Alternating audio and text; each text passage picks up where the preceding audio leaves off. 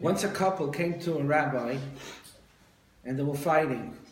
What were they fighting about? What name to give their son. The woman wanted it after her father. The husband wanted the name to be after his father.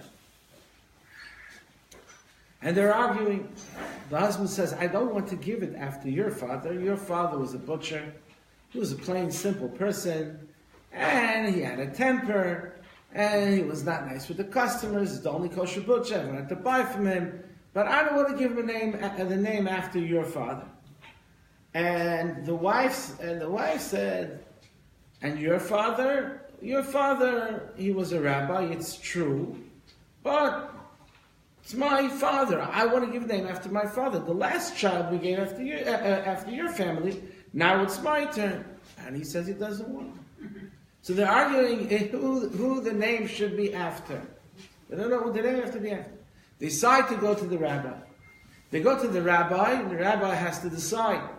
So the rabbi says, okay, I hear your side, I hear your side, I hear the husband's side, I hear the wife's side, and he says to the woman, tell me, what's your father's name?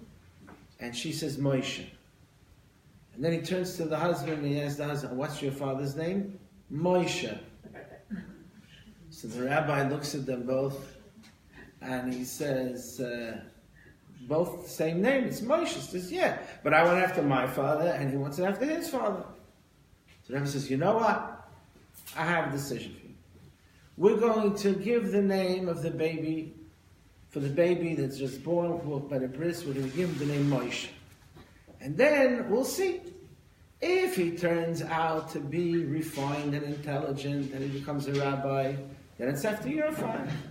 If he becomes a person that's short-tempered and a bully, then it's after your father. So you have the same kid. And it could be he's going to be after this side of the family and after the other side of the family. The question that we're going to learn in Tanya now, at the end of the second chapter, is where our spirituality comes from. Where our leanings towards the Spirit, towards whatever is holy, where does that come from? And we're going to see there are two possibilities. And this is going to be addressed in these few lines of Tanya. They're few in quantity, but they're very deep and much in quality. The Tanya is going to address this issue. And we're going to learn there's two possibilities. Where our spirituality comes from. On one hand, it could be it's a godly gift coming from our neshama.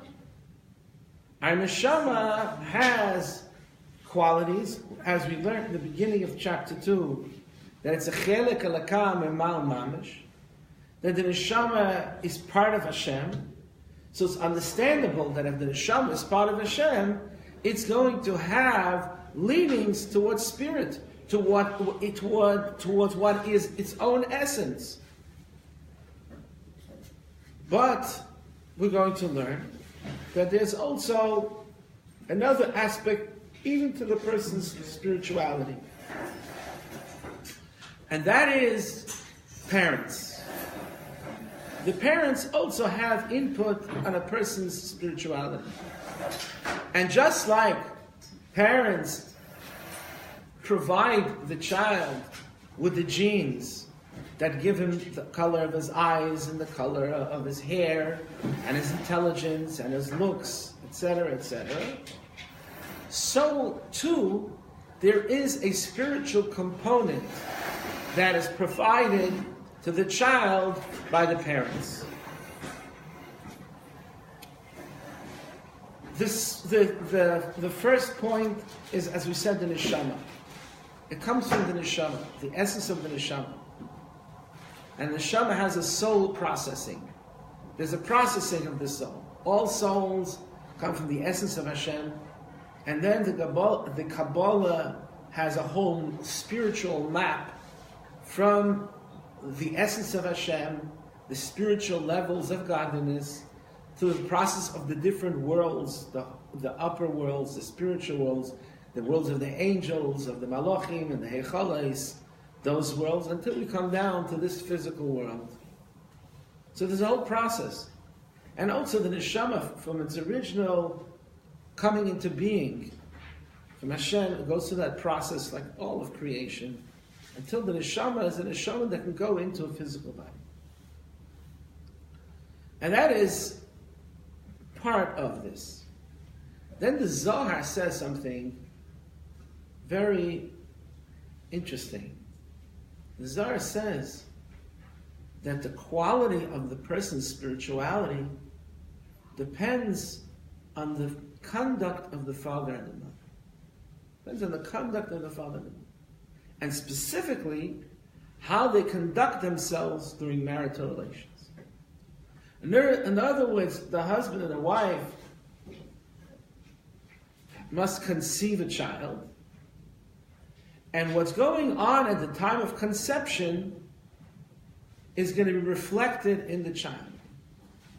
And the more holiness there is at the time of conception, the more holy leanings the child is going to have. So here we're going to have, where does this come from? The Zohar seems to emphasize it's all about the parents and the way they conduct themselves. And we just learned in the beginning of this chapter that the neshama comes from Hashem, and what kind of neshama is going to be decided by Hashem, and the process of the neshama descending from high on above till down here below, all of this is going to come from Hashem. And here the Zohar tells us, well, it's the parents. So we're going to see both are true.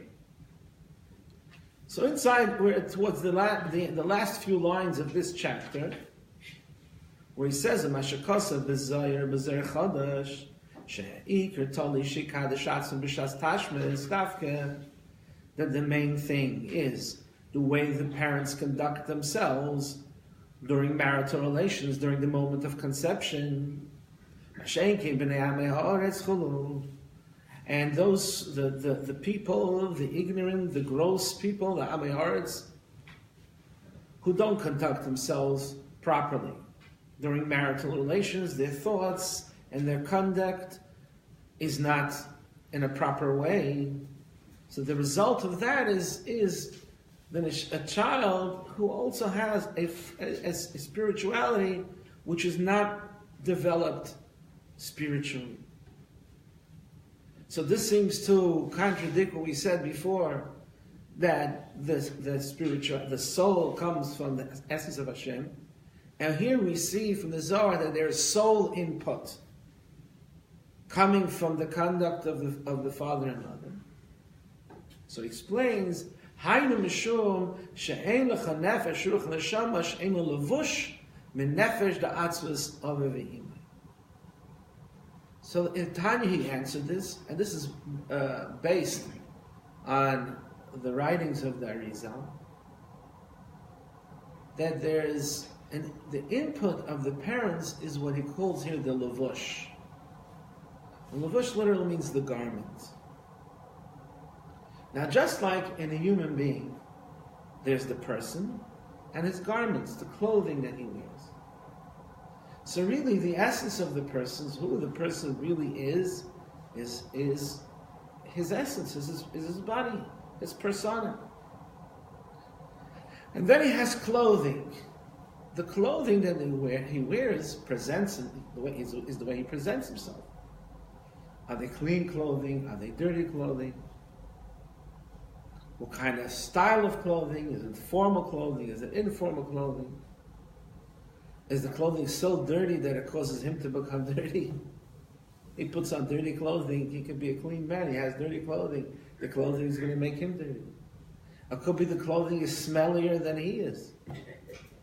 If he has dirty clothing. So clothing provides something to the person. It's cold weather, you go out, you need clothing.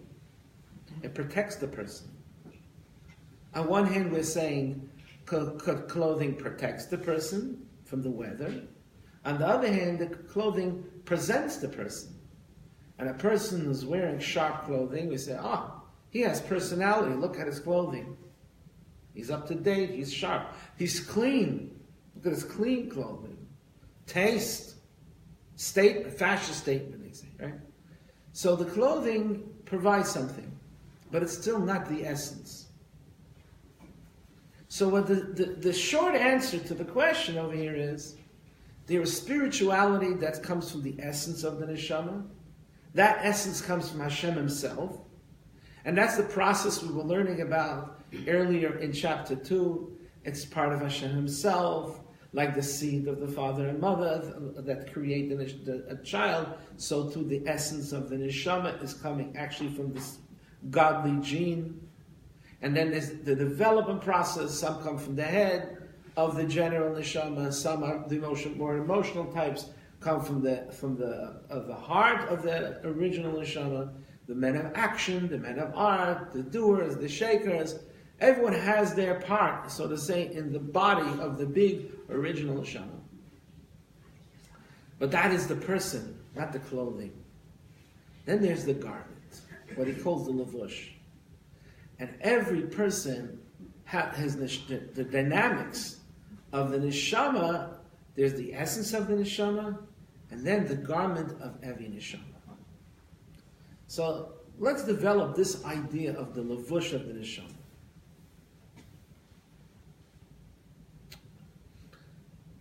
When an astronaut goes to the moon, can a man walk on the moon? Yeah, he can walk on the moon, but he can't be dressed in the shirt and pants that you're wearing. Why can't he go like this, walk on the moon like we're over here, with a jacket, a dress, or a suit? He's wearing clothing. Even a winter coat won't help him on the moon. To go outside, now it's the winter, I put on a winter coat. It's not warm, scarf, better, gloves. But that's good to go outside. So the garment that surrounds me to protect me from the cold, that function of clothing to provide protection, that is good in the winter, a coat that we buy over here. But on the moon or outer space, it's a whole different ballgame. I also wear a garment. The astronaut has to wear a garment in outer space. His garment is the spacesuit, where he's totally surrounded and encompassed and covered in a spacesuit. That's because in outer space, the weather, the atmosphere, the oxygen is not compatible with a physical human body. So he has to put on a garment, a spacesuit, that's an interface in between the human being and outer space. So too, the neshama is part of Hashem. And the neshama is coming down here from the neshama as part of Hashem to come down to this planet in the physical world is a bigger distance than from us to the moon in outer space. So the neshama needs an interface. The neshama needs what's called over here, the Kabbalah calls the levush, which the essence of Hashem, that neshama that's part of Hashem, is surrounded and enclosed in some kind of a garment, a spiritual garment, that on one hand protects it from the world, and on the other hand allows it to express itself in the world. When the astronauts are in outer space, the spacesuit that they're wearing also has that double mission. On one hand, the spacesuit protects them, so they can walk out of the spaceship onto the moon, or they walk out of the spaceship to float outside to do repairs on the outside of the spaceship, like whatever an astronaut's been doing in outer space. So it protects them, but also enables them. The suit fits them. They could walk around on the moon. They could deal with tools. They could fix a spaceship like they've done. So this spacesuit that they're wearing has hands for them has feet for them to walk on the moon, has gloves on them to be able to use tools to go out in space outside of the spaceship to make repairs on the spaceship like they've done. So it's a protection and a mode through which they could function and express themselves. The neshama has that same issue. You take a neshama, you put it in a physical body. The neshama in a physical body, in the physical world, cannot be together. That's why the Kabbalah says there is the godly neshama, which is godly, and the physical world, the physical body, needs an interface, like so to say, like that space suit that, on one hand, enables it to function like a garment, like a glove, for example. If it's cold, I can't do anything with my hands outside in the cold. But if I wear gloves, the gloves protect my hand from the cold, and also now I can work outside. I could sweep, I can work on my car, I can do some repair, whatever I have to do outside, I can do because I have gloves. So there has to be something in between. That's the levush. Now this levush, as I said before, it's an interface, and that is provided by Father Emma. From the commentaries on Tanya, it comes out that this levush, this interface garment, is really part of the godly, part of the animal soul or the intellectual soul. We're speaking about that there's two souls. There's a godly soul and there's an animal soul. The animal soul is in the blood, gives vitality to the body. And the qualities, the natural qualities, the instincts come from the animal soul, or the intellectual soul. Some has a more refined personality. But that is not the godly soul. So between the godly soul and the physical body, there's an animal soul. The levush that we're talking about is really a component and part of the animal soul or intellectual soul. So that is the interface between the godly soul, which is godly, and the physical body, which is physical. Now, he continues in Tanya, and he says, "V'chol mitzvahs she'oisa hakol aydei oisa levush, v'afilu ha'shefa she'nois lemin ha'shamayim hakol aydei oisa levush, hakol aydei levush zeh." He's saying that the role of this interface garment between the godly soul and the physical body has, he says, a double role. Through that he can do the mitzvahs.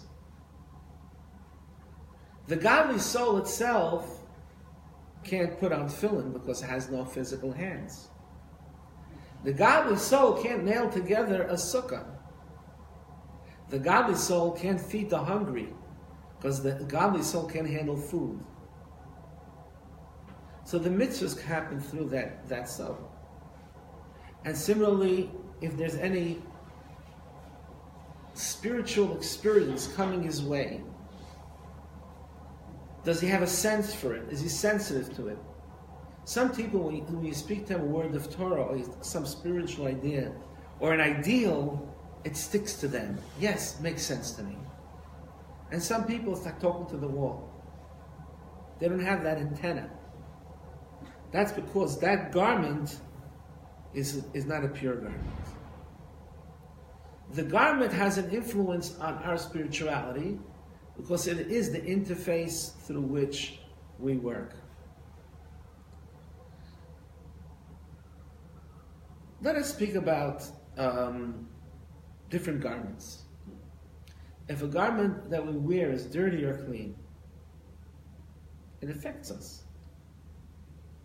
Someone could take a shower and feel very clean physically, then he puts on, he doesn't have any clean clothes. So the smellness of the garment is going to go in him. Someone could be a person who's not so clean, but if he has clean clothing, he may still feel something somewhat refreshed, somewhat presentable.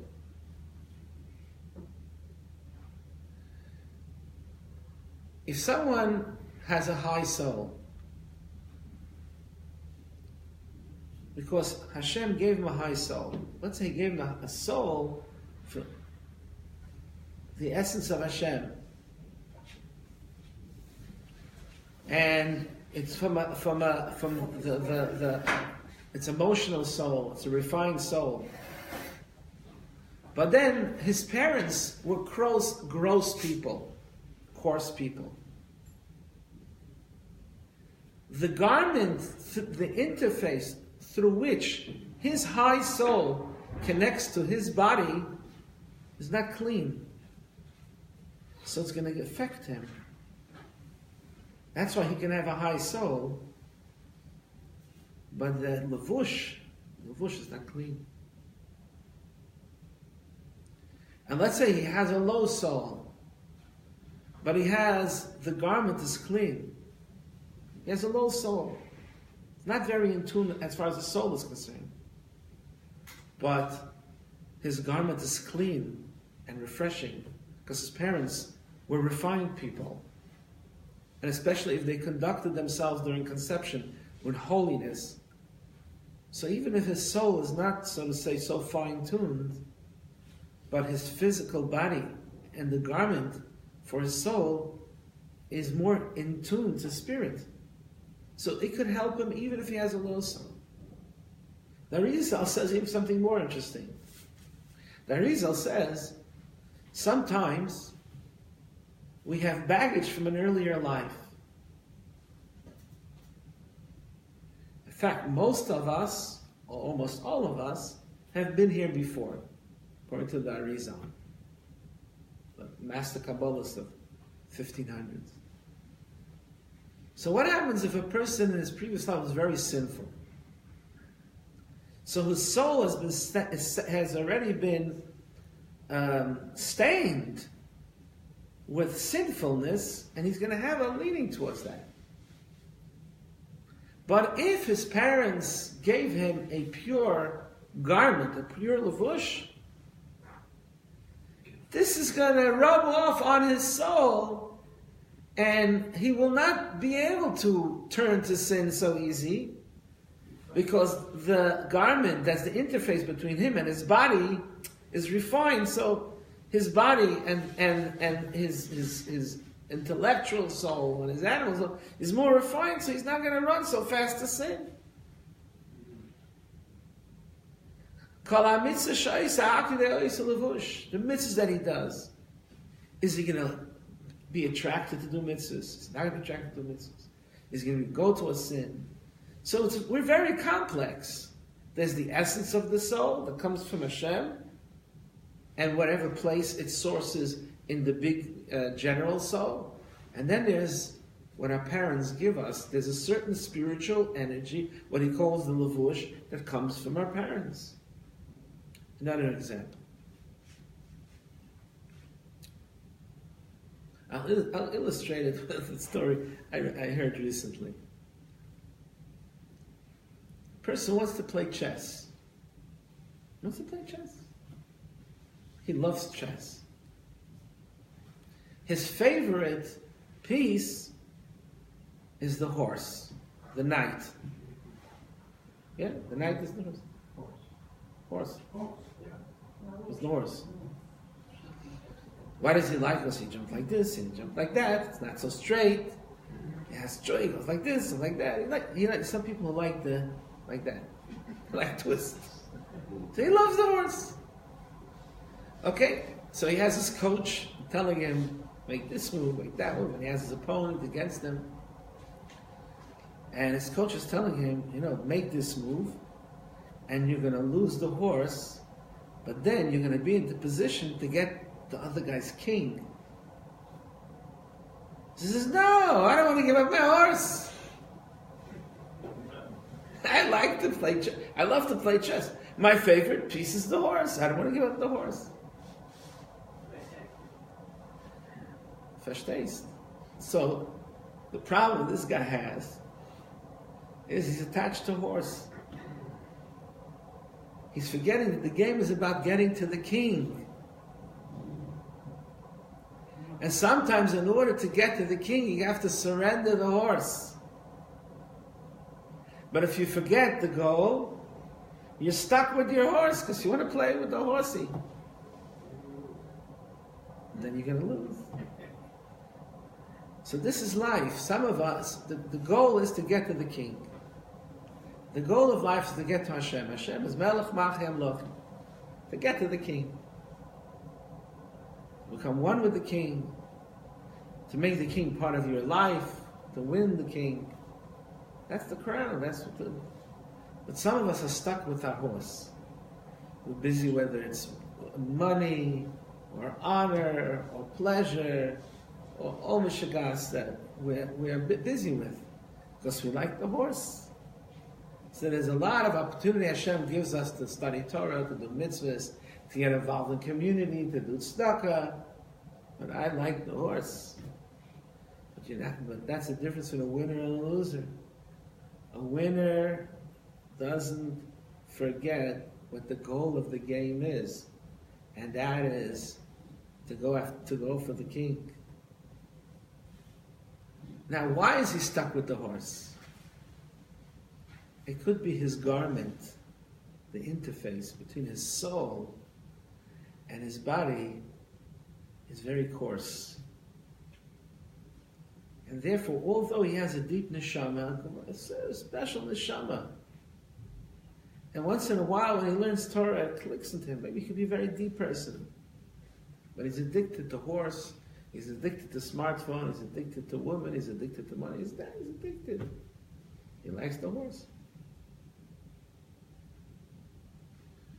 Let me give you another example of clothing. Someone has silk clothing or armor. You know, the old knights used to have armor, right?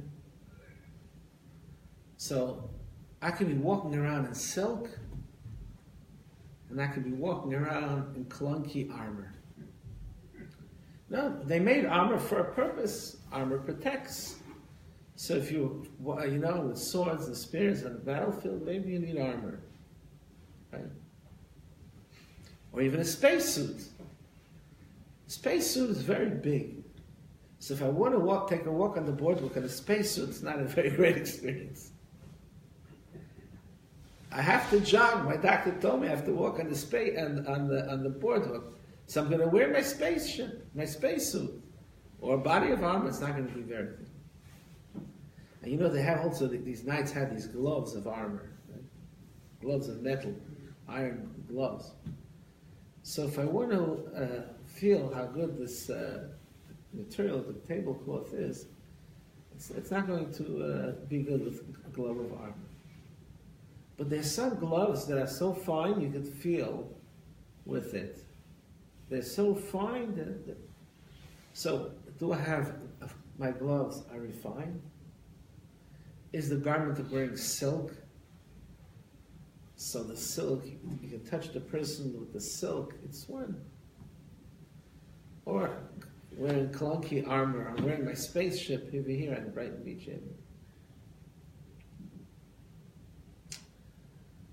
So sometimes, if the parents are gross people, I'm just speaking extremes, all of us are between the armor and the silk. But let's say the parents are gross just for illustrative purposes. So then it's going to come down, what they're going to give their child is a lot of baggage, holding them down, a leaning towards materialism, and leaning towards the physical, a certain dullness towards the spirit, because that's the levush they got. Could be they were very holy neshamas. And sometimes a very holy neshama will be able to break through the armor, even if the levush is bad. Even if it's dirty, sometimes the person's neshama is so intense and so holy that he's going to get over the dirty levush, he's going to shake himself free from it, he's going to break himself free from the armor and become refined. And you know where this was illustrated? Where the Arizal's writings are? Avram Avinu. Who were his parents? Terach. His father was Terach, an idol worshipper. Also an idol worshipper. Okay, they were all idol worshippers of him. It's more refined than the father. Okay. So the Gemara says, how do we see something holy can come out of something unholy? Something pure coming something impure. How could that be? In the laws of kashrus we have a rule.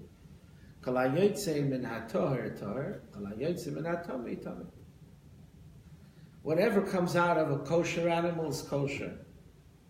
So if a kosher bird lays an egg, it's kosher bird, it's kosher. If a kosher animal has milk, it's kosher milk. If an unkosher bird lays an egg, it's not kosher. This is an egg and this is an egg, it's not kosher. Because what comes from unkosher is unkosher, what comes from impure is impure. What comes from pure is pure, very simple. So therefore the question that Rizal asked, how could it be that Avram Avinu, who was a tzaddik, could come out of parents who terach? So the Rizal answer is, the parents do not make the essence, they provide the lavush. The parents provide the interface, the animal soul, a component of the intellectual soul, what's between the godly soul and the body. The interface between the godly soul and the body, that lavush, which is also a component of the animal soul, that comes from the parents. Avram Avinu, you can imagine what kind of high soul it is, Avram Avinu. He's the patriarch, he's the Avos from the Avos. All of us have in ourselves a spark from Avram Avinu. But Avram Avinu had to make a turnaround. Because his parents were not holy. They're the opposite direction. They were idol worshippers. His parents got him in trouble because he broke the idols. So therefore, Avram, he had to break through the heavy baggage that he was born with, that held him down. He had to throw off the armor. He had to throw off the dirty clothes, get his own self-made man. Self-made spiritually as well as any other side of it. His son Yitzchak, different story, totally different story. Yitzchak had holy parents. Avram and Sarah, it's holiness. Yitzchak we understand, holy from holy. Yaakov we understand, came from Yitzchak and Rivka. The novelty was, the chiddush was Avram. So why the twins? So that's why the Gemara calls. That's a good question. And then the Kabbalah is dealing with that. You know that. I know. Okay, but in answer to the question that we hear here, that's the answer to the question. The guy who's stuck with the horse.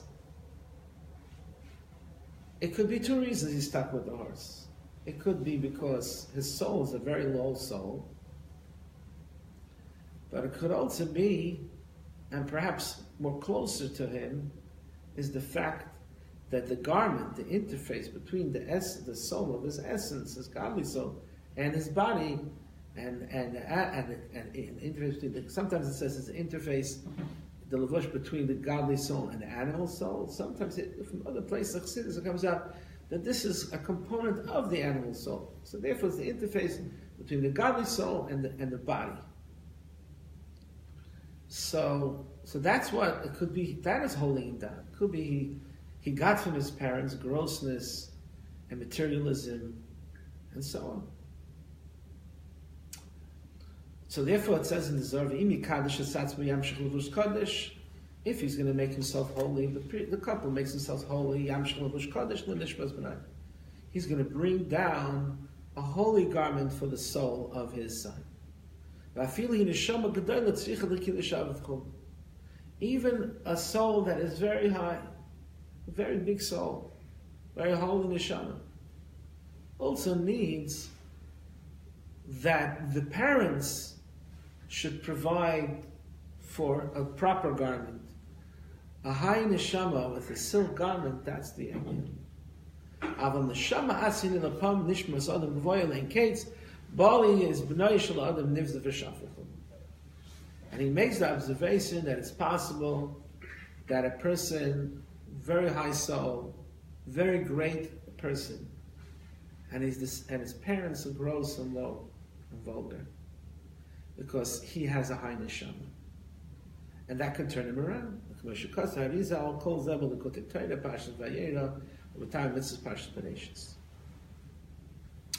this brings us also to another point, two more points, which should be mentioned. First of all, we see over here, the wording that the Zohar uses, and the Arizal uses, that if they conduct themselves in holiness during marital relations, there's a concept of holiness during marital relations, which is an interesting concept in itself. Because in other religions, this is something that is vulgar, low, even dirty. And that's why priests, to be holy, don't get married. And here you see that the marital relation as a whole is very important.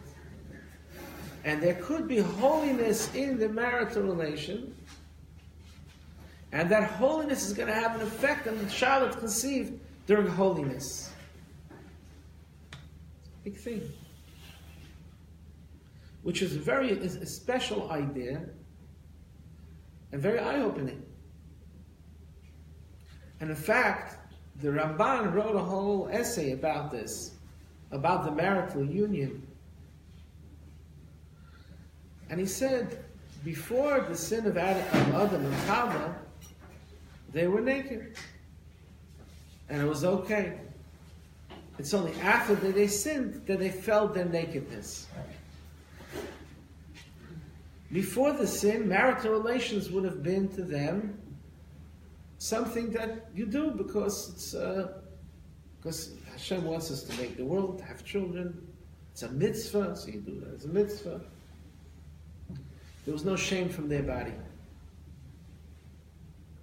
Because the nose, the eyes, and their private parts, it's all. The nose is to smell, the hands is to everything has its role. Every part of the body has its role. And it's all Hashem's creation, so therefore it's all good and it's all holy. The Kabbalah takes us to another step. The Kabbalah says, and it's also brought Chassidus, that when a couple have marital relations in this physical world, there's spiritual union happening above.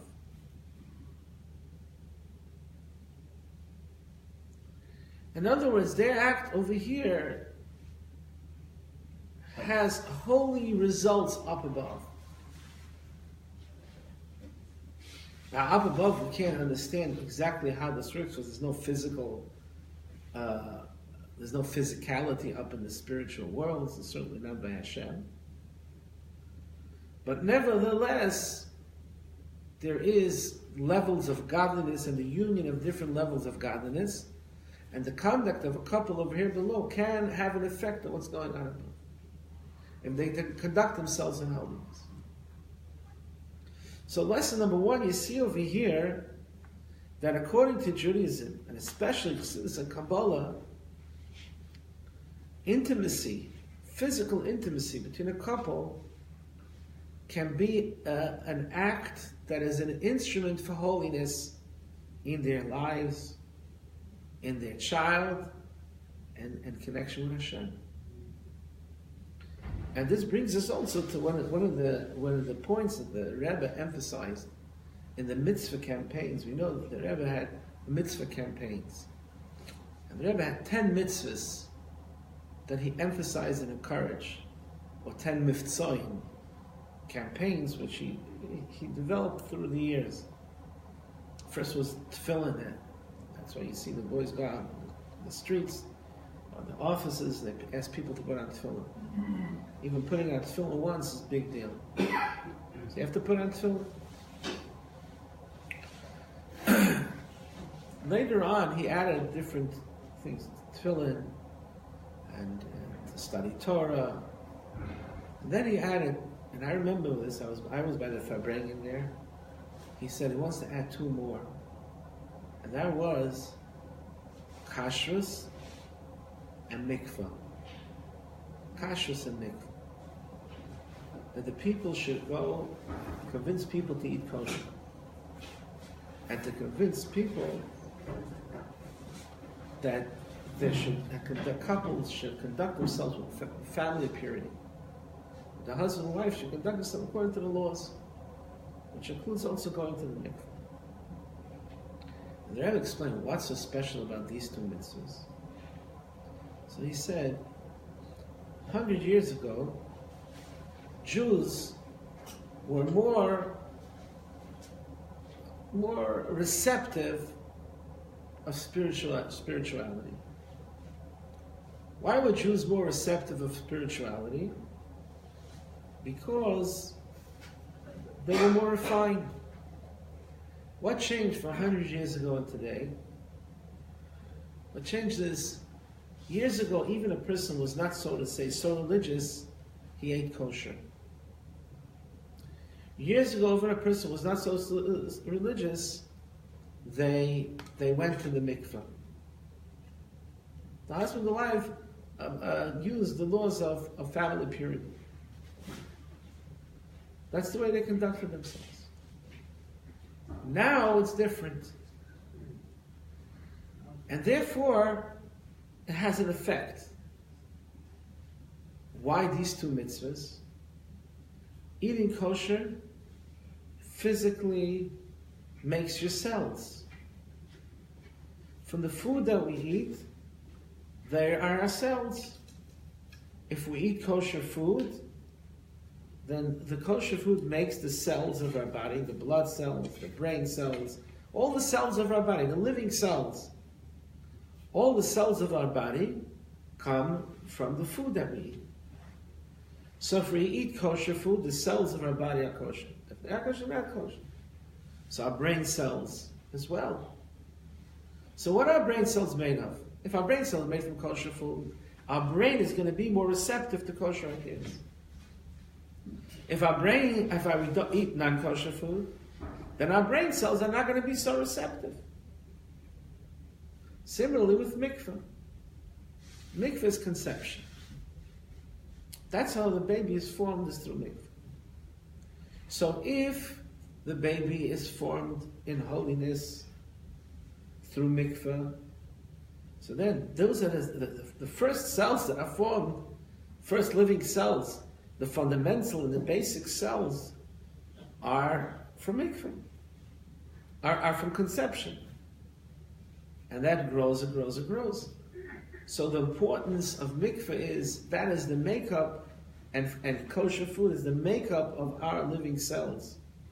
And that makes a receptivity to what is holy and to what is kosher. And this is what the Rebbe is saying.